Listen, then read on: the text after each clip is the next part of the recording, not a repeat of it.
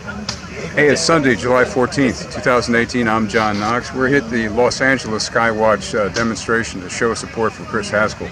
I'm talking to David, and David lives out in Malibu, and we're both of a certain age. You know, we're over 21, as you can tell. And we were talking about the marine layer, which is something that everyone who's lived here for a long time has been able to see and experience.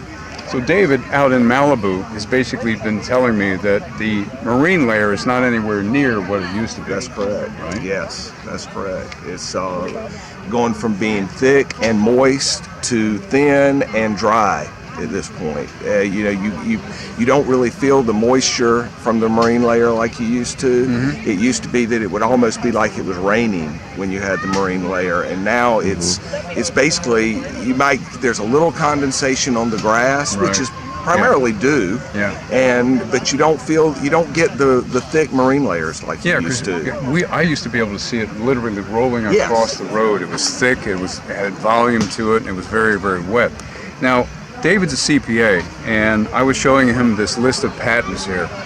Corinne Spence sent me this list of patents, and there are about 5 pages here, right? And we happen to be in the area from 1957 to 1971. So let me read this, and bear with me while my eyes without glasses work. Methods of increasing the likelihood of precipitation by the artificial introduction of seawater vapor into the atmosphere windward of an airlift region. Now, this is August of '71, and David and I were talking about when a company files for a patent and when it pays all that money for R&D and does all that, they want to have a return on their investment, right? Correct. That's correct. Yeah, they're not doing it just for the fun of it. Right. They're not doing it to sit on the patent and say we own it, but we're not going to do anything. They want to monetize it. They want to monetize it. That's correct. So the thing about geoengineering and spraying elements from plane and other vehicles, the list of patents that has to do with all of these different processes is probably about 6 or 7 pages long. So what we're trying to say here is this is not something that David or myself made up. Oh, I just have an opinion about what's in the sky. Right. When you've got lists of United States patents, that basically says industry has put their money where their mouth is and they want a return on that money.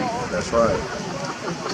So this is documentation. So I thank you, Corinne Spence, for sending this to me this morning.